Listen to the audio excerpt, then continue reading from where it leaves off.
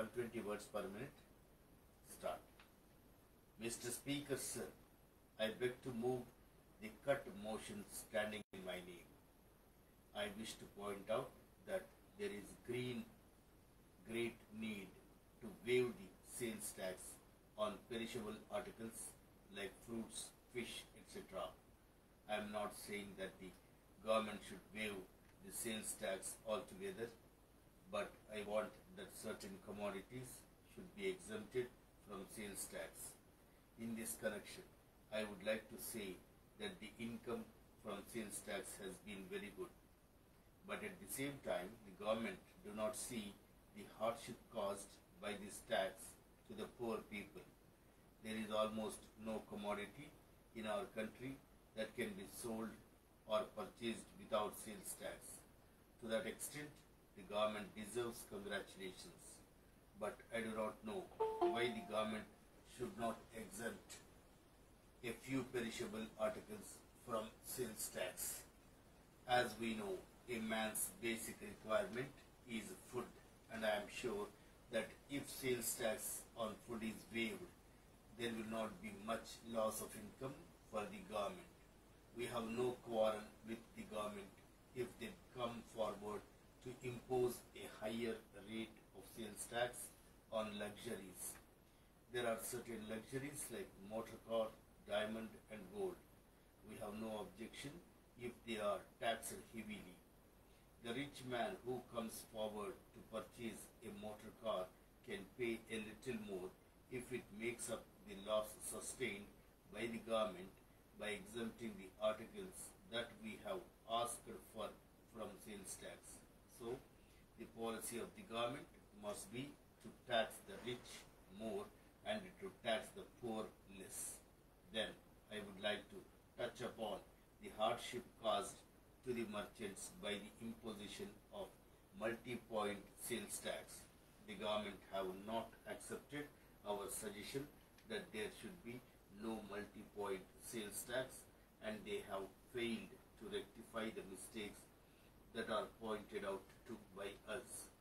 The whole process of taxation goes on from the wholesaler to the retailer and from the retailer to the consumer. If this is the state of affairs, the government can easily imagine the amount of hardship caused to the people. The government may come to the conclusion that every stage of these transactions they get some income. So far as the finances of the government are concerned, it may be a sound principle, but the government must also consider how much the people are affected. Sound canons of public finance lay down that any tax must be so collected that the people who pay the taxes do not feel any hardship. I therefore feel that every commodity that is subjected to sales tax in our country should be taxed at only one point. The finance minister was pleading yesterday that if the officials were not vigilant enough to see that the commodity was taxed at the first point, it was likely to be brought to the consumer without being taxed. But the government need not think that their officials will be so careless. The finance minister was good enough to mention yesterday that there were a few commodities like cotton and cigarettes which were being taxed at one stage only. I would ask him whether these are the only commodities that go to make up the living of a man. There are many other commodities which are necessary for the mere existence of man. They must therefore be exempted from sales tax. Once again, I finally plead with the government that they should consider the desirability of waiving tax for at least on perishables like vegetables, fish and fruits. Letter from Raghu and Company, Bangalore to Messrs. Rao and Company, Madurai. Dear sirs, we thank you for your order number 12 dated the 3rd August for transmission belts of various sizes, but we regret very much to advise you of our inability to execute the order within a fortnight as requested by you. We would like to inform you that in recent months there has been a great rush of orders for our goods, and in spite of our best efforts, we have not been able to cope with them successfully. As a matter of fact, our factory is fully booked with orders already on hand, and we think that it will take at least a month to clear them.